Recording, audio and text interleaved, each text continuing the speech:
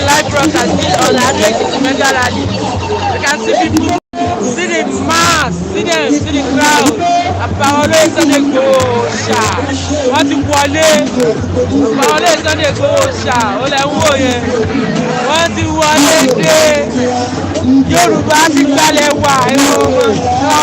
Inú mi ti dùn. A ti gbalẹ̀ wà. Koikimedia bring the work closer to your doorstep. You can all see. You can all see.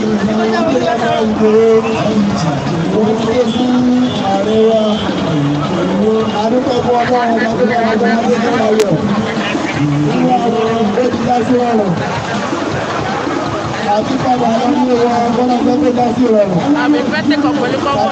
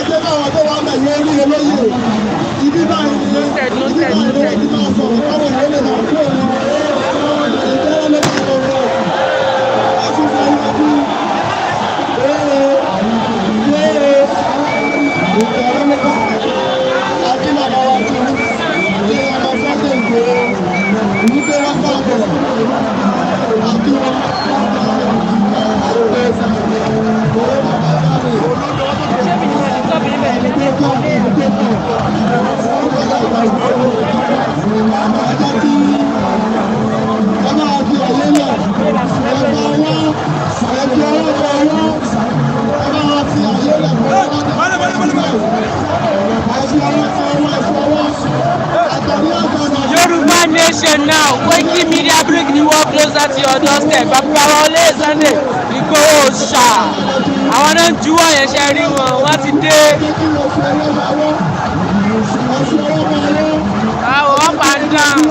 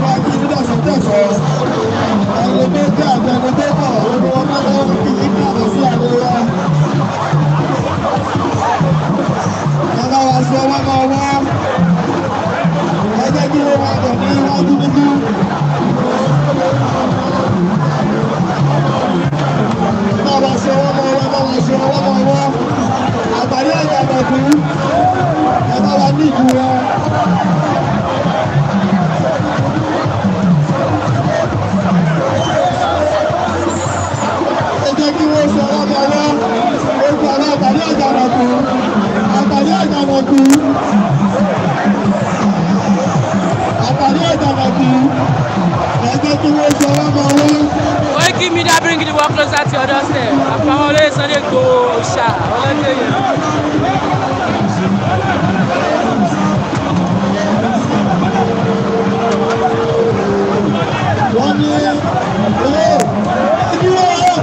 Ẹ dúró bàbá, ẹ dúró.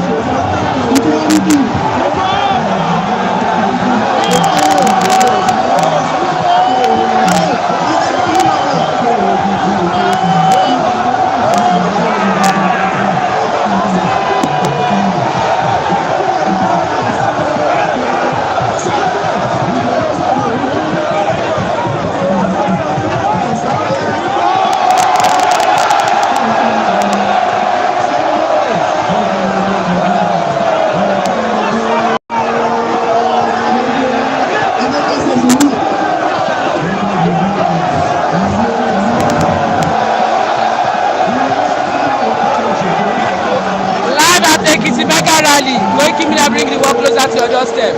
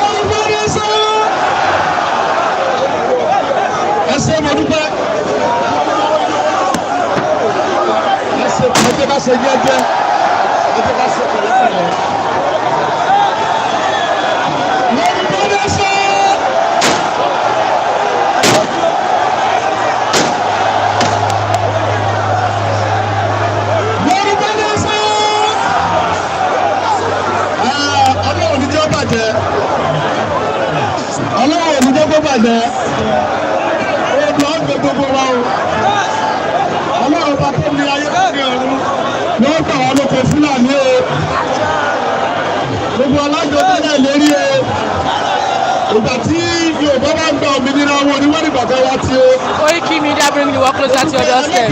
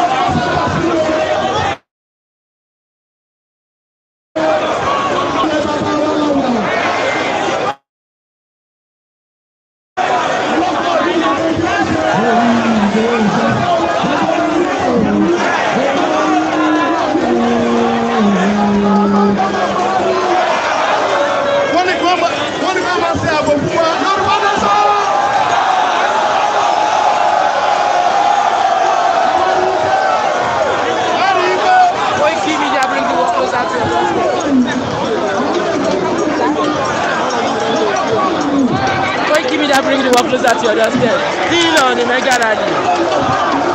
Ado Ekiti mega rally. Thank you, Baba. Thank you, Baba.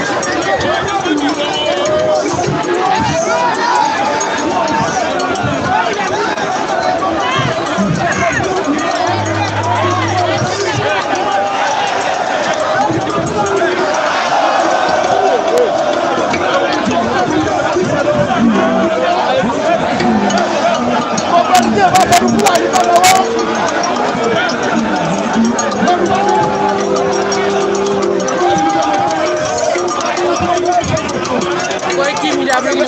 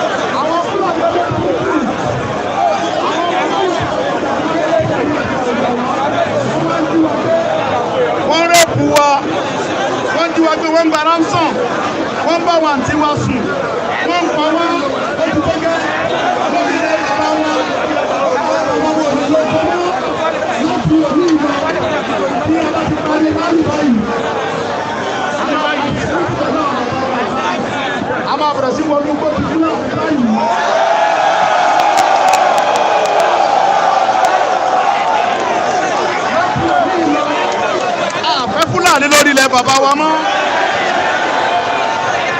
láti òní lọ àṣekínni o àfẹ́ Fúlàní mú.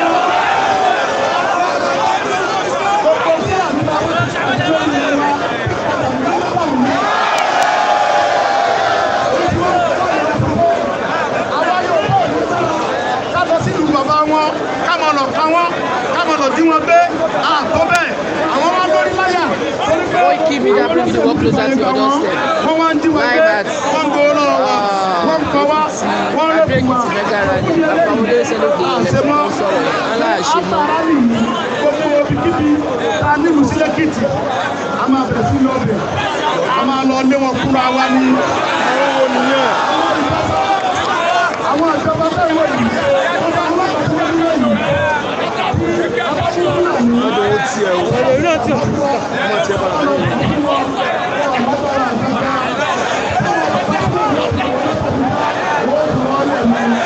Àbí bẹ́ẹ̀ kọ́.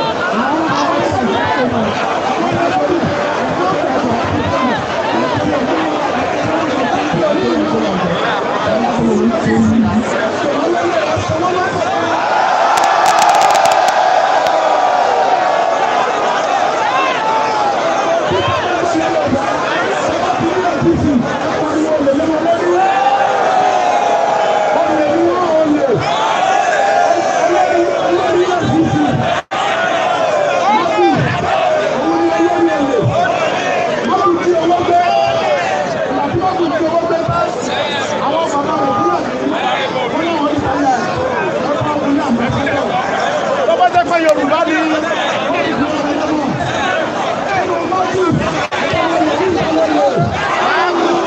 inú magu àtọmọ yahoo ta ló lè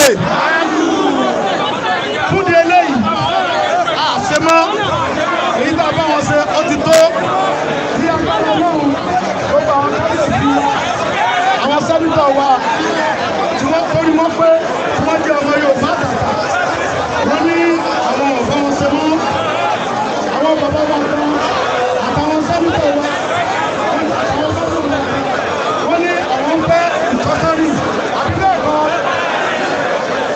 àwọn ẹgbẹ́ ẹjọ́ ọmọ Yorùbá tàtà àwọn ọ̀fẹ́ ìtọ́sọ́rí Yorùbá ní sàrà wá fẹ́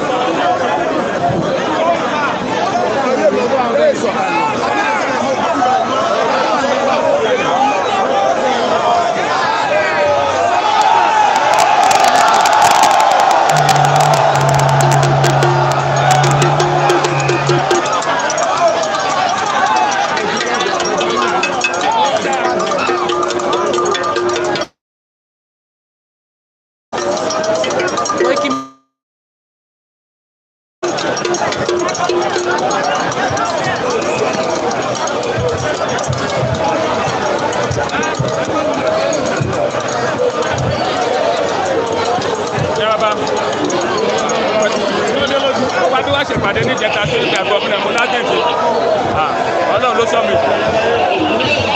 mo wà níbi ní ìjẹta tó wá bá.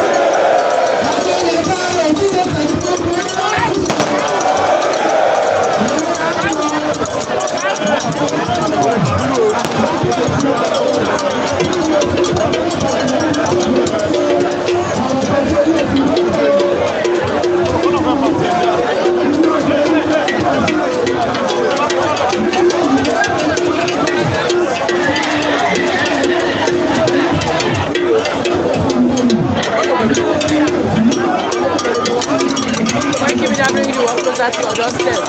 Live at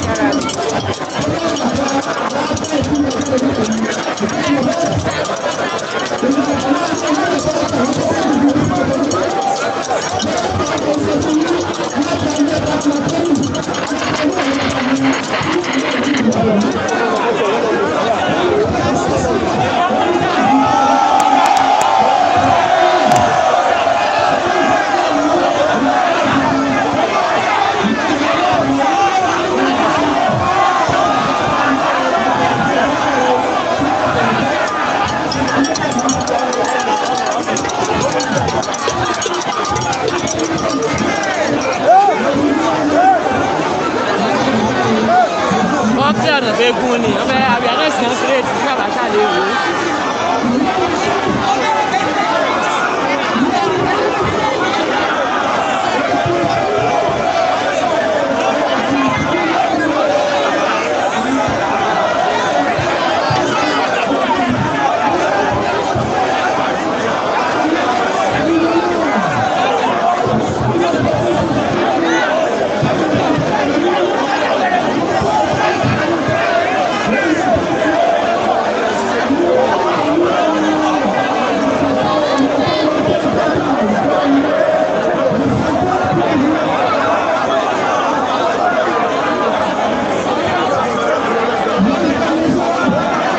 Koikimedia bringing the world closer to your doorstep. Still at Ekiti mega rally.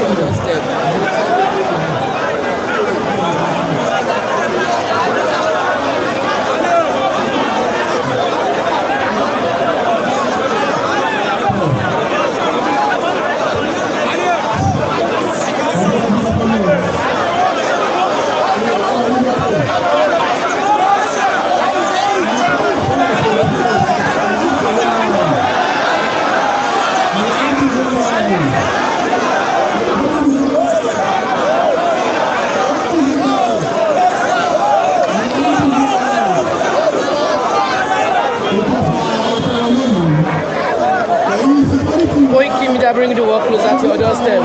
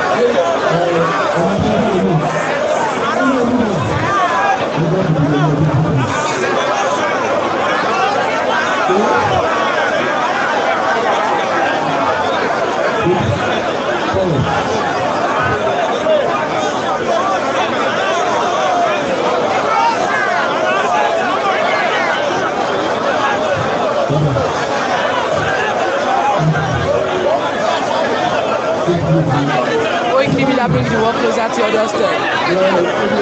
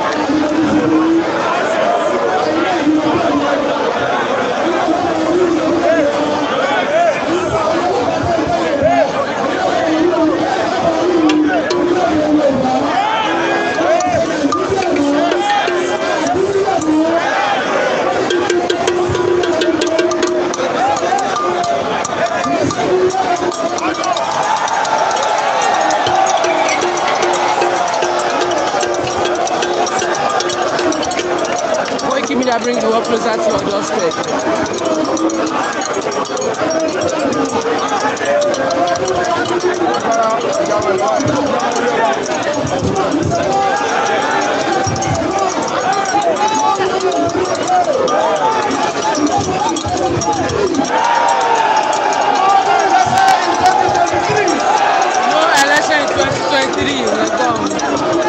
Lẹ́nu bàbá yẹn kò sí election in 2023 oníkálukú mọ̀ fún ilé wọn.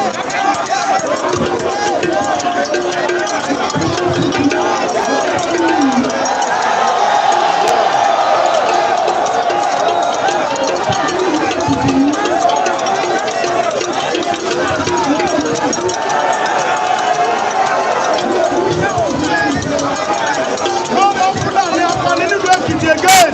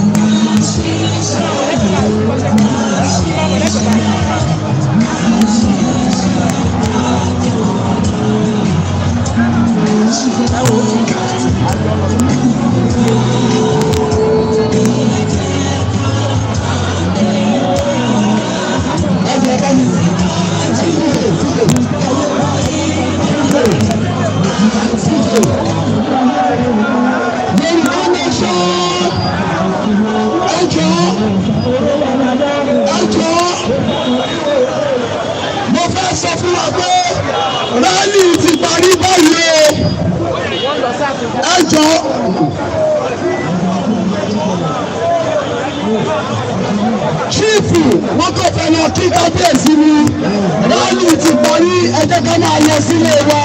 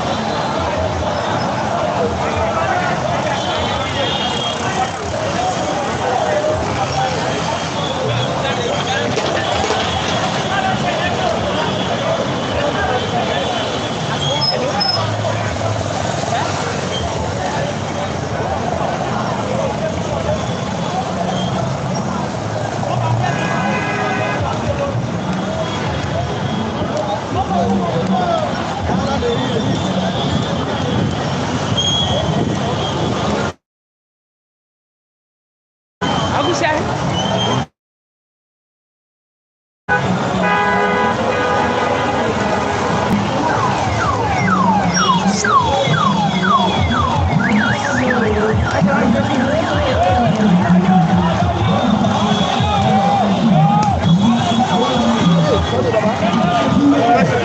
Mo fẹ́ dúró ni.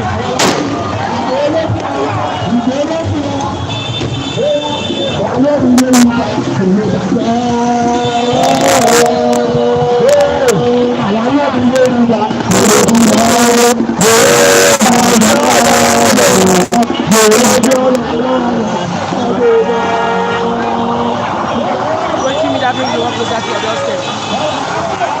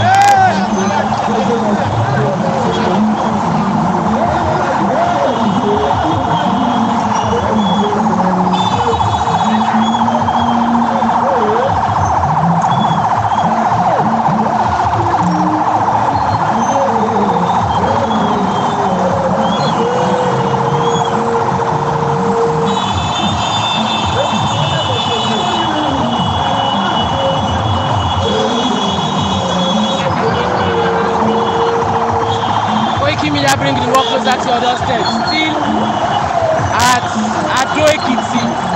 Àbàwọn olóyè Sunday Igboho ń sìn wọ́n lọ sí ààfin kábíyèsí. Wọ́n fẹ́ lọ kí wọn. Ibẹ̀ la lọ báyìí.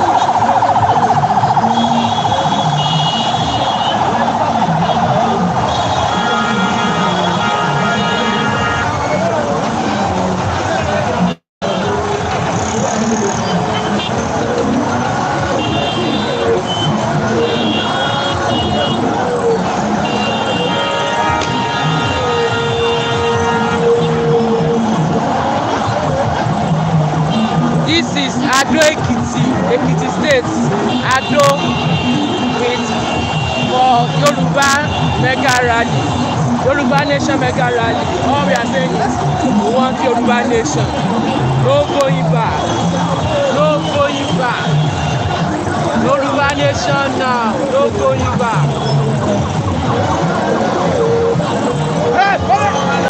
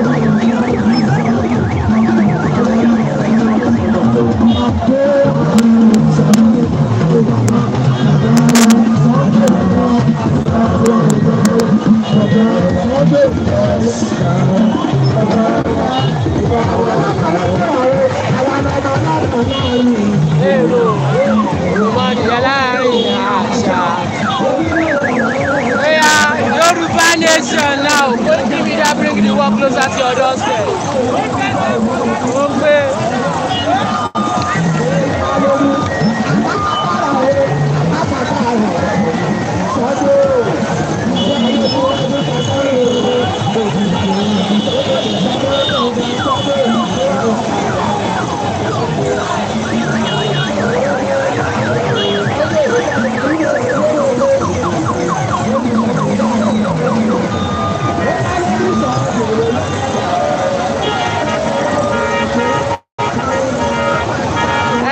Ẹ̀mẹ̀tẹ̀ line yẹn, ẹ̀mẹ̀tẹ̀ ẹni kọ́ mẹ̀tẹ̀ line yẹn.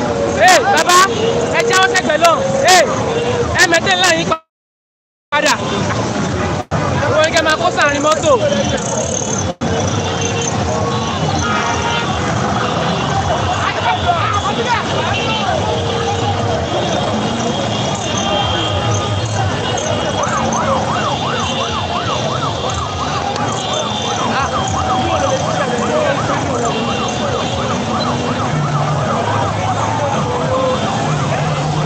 Koikimedia bring the work closer to your doorstep. Àjọ Ekiti mega rally olè ń wò yẹn.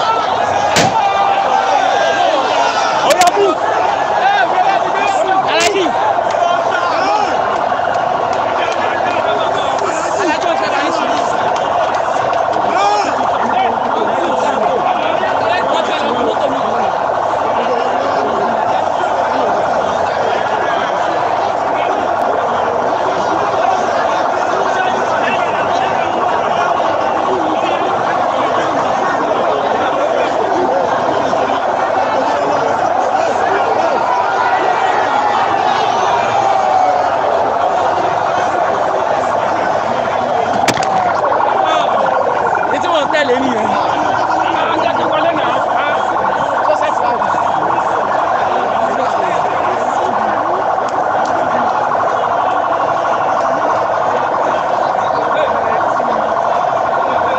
Koikimedia bring the work closer to your doorstep.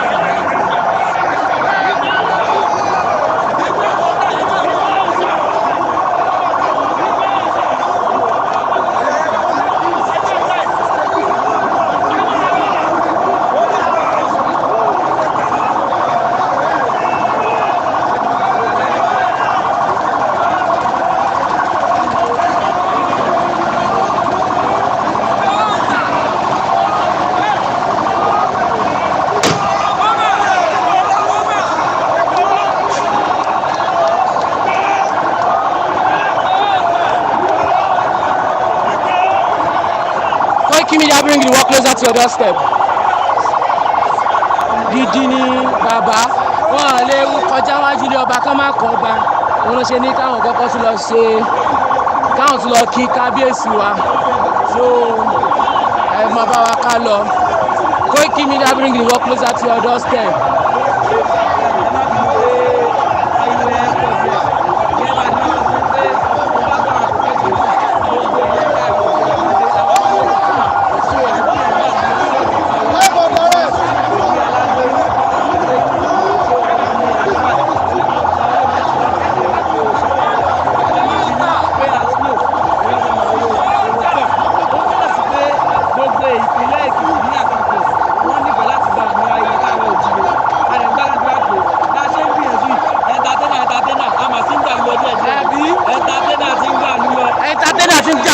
Ó ti ń gbàlúwa lọ o bá entertainer ó lẹ ń wò yẹn o Koikimedia bring the work closer to your doorstep.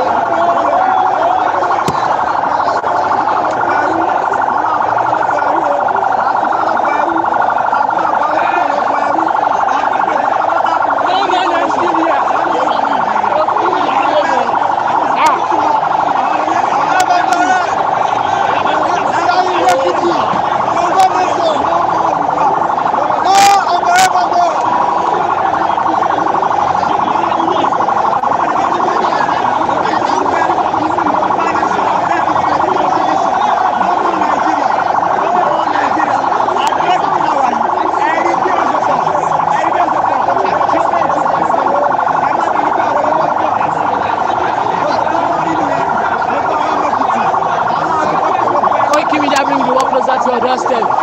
Still at Ekiti Mega Rally on the 5th of June 2021.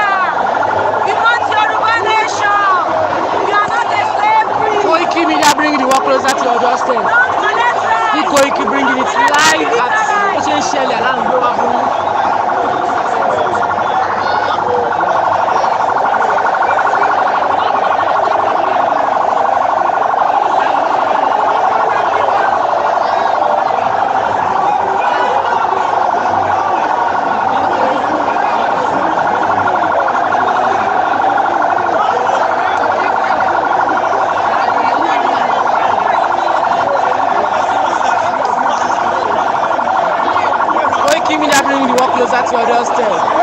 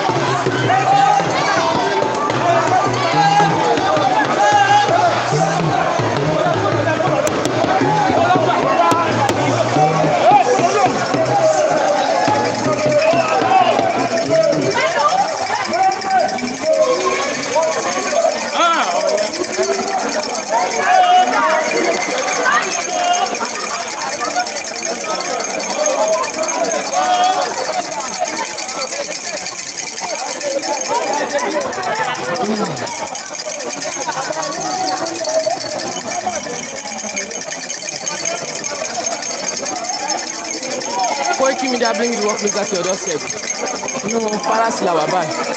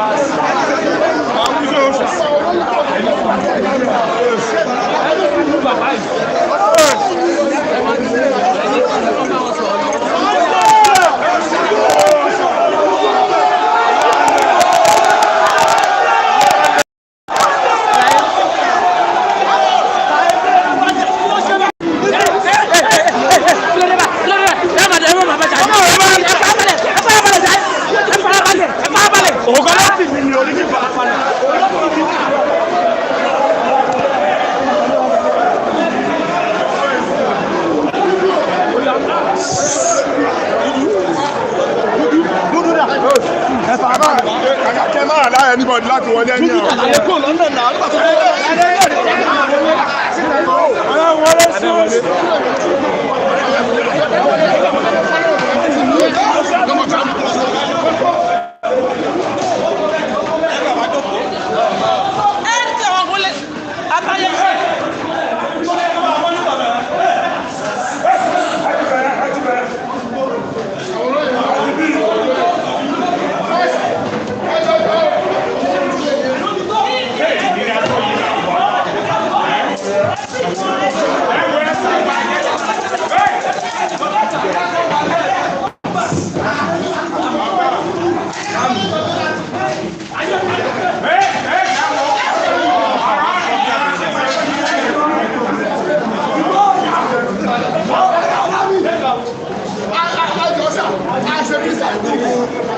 ṣe àwọn àbàlújẹ́ o a sì ṣe ìrànwọ́ o ẹ bá bàbá láti yẹ bàbá àbàlújẹ́ o ẹ àbàlújẹ́ ìtúlù ṣe yìí o ẹ tí wọ́n bá wà yóò lè jọ tó bá bàbá òdùbà àbàlújẹ́ àṣẹ ìlú àtàrọ̀ ọmọ ìbílẹ̀ ní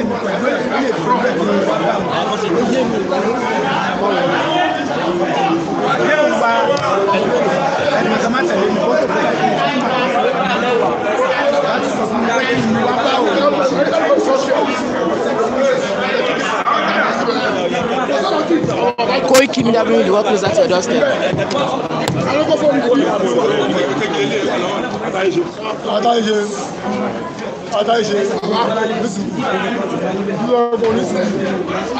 òun ni pé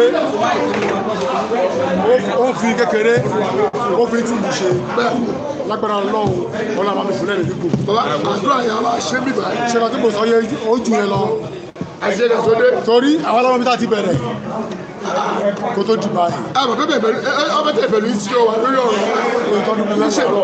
ṣàlùbá ti rà lè lẹ́ máa pẹ́. so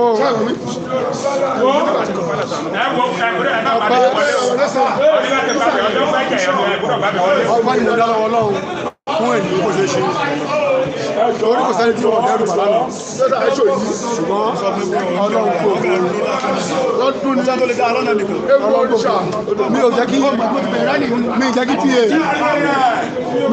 sí mi ó pè díẹ̀ tán jẹ́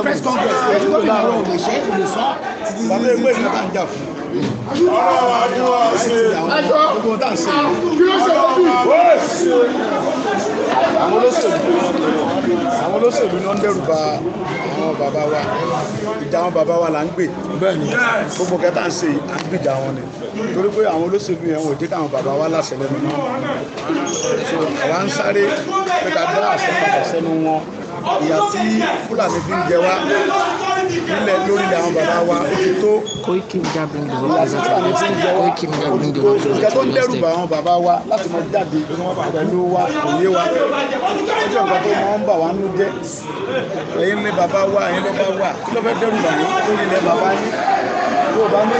ọdẹ ìṣẹ́jọ́ wọ́n ní pariwo ní jáde o. àwọn bàbá wa náà sọ pé tàbá fún yẹn jẹ oyè àwòdì ó lè gbá ẹ fún èyí yẹ kí ló fẹ́ dẹ́rù bà àwọn bàbá wa láti jẹ́ pé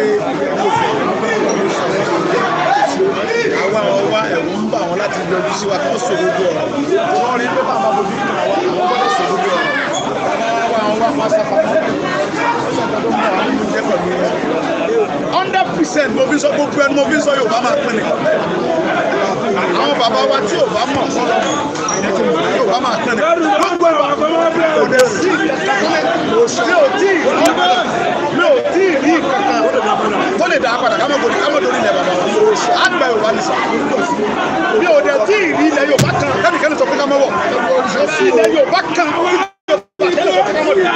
ò tí ì rí jọba o láti pé àgbọ̀ ilẹ̀ bàbá wa lọ́dọ̀ rẹ tí ò ní ká mọ̀ wá kó sólùwà à ń lọ sí ìlú kò sí tí ọ̀rọ̀ wa dó torí pé èkó yẹn orílẹ̀ bàbá wa ni á dùn bẹ̀ tí ó bá wọ bàtà bá débẹ̀ ó yọjú sí wa ó bá wọ bá ó bá yọjú sí wa ó bá yọjú sí wa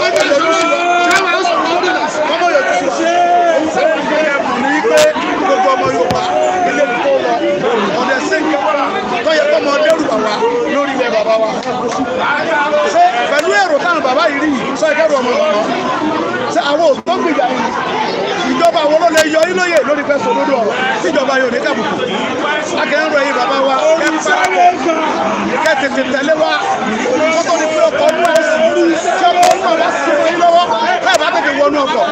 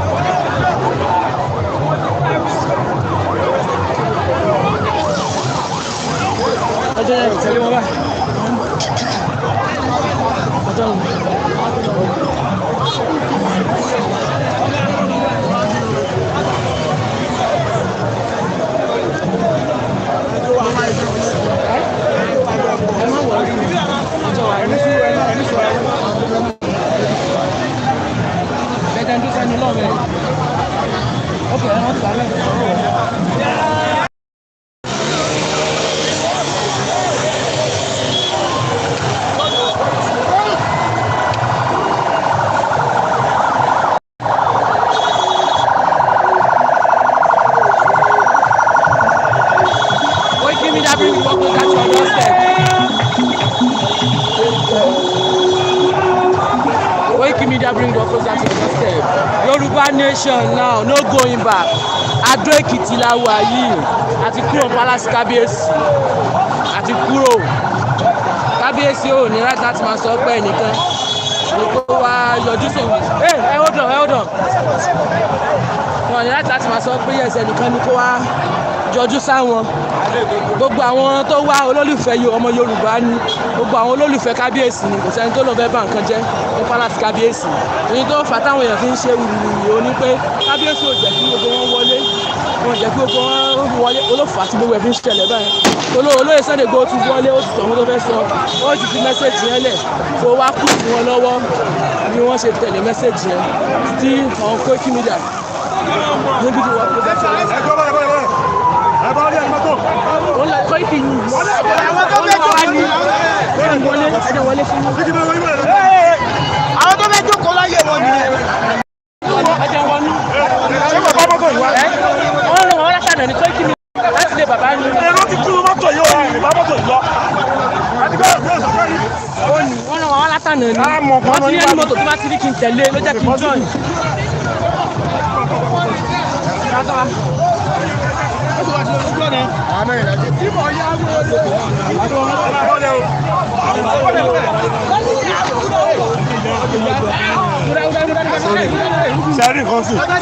Sẹ́rí kan sí sẹ́rà kan bá sọ sí.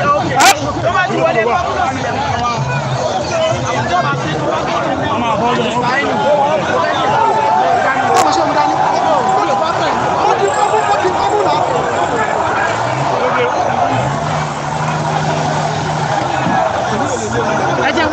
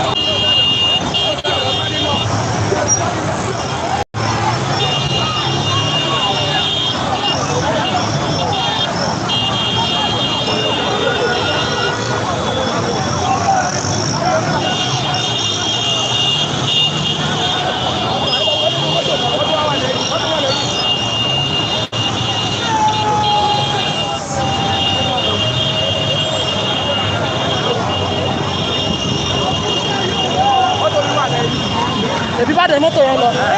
Ẹ máa tẹ̀lé mọ́tò yìí.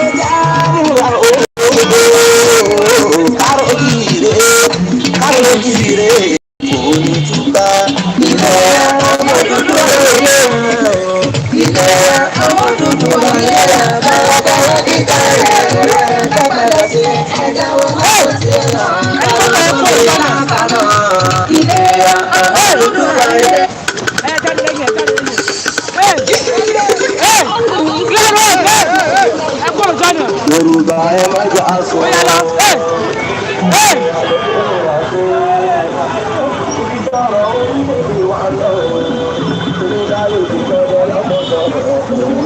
Ẹ jáde máa yẹ wo bàbá yẹ bàbá bàbá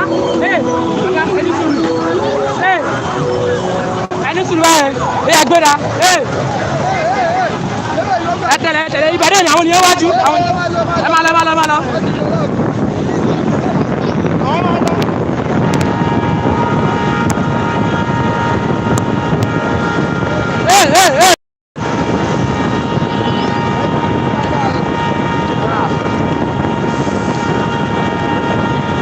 Ekiti kété Yoruba nation ni o ẹ ọmọ Ekiti.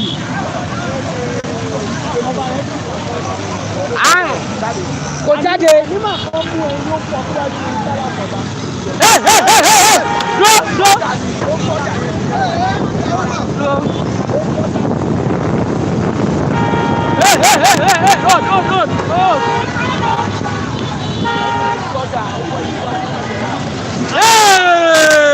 Ẹ ti wòran dánù. Yoruba nation ni o. Yoruba nation ni o.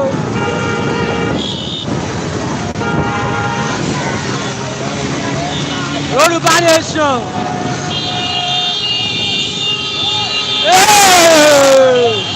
Dúró bẹ́ẹ̀. Dúró. Wọlé. Jáde lẹ́yìn kò lọ.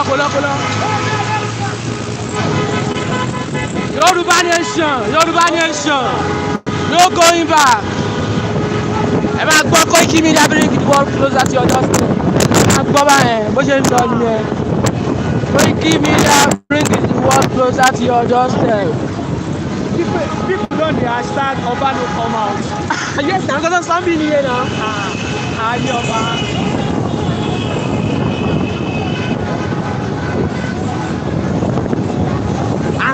Ó jẹ́ lábùkù nílé ẹni kéèkì ẹ̀. Ó kàn ń tẹ́ lọ. Koikimedia ó yẹ pé ó lọ. Ibo náà gbà ṣe straight ni. Ok straight ni.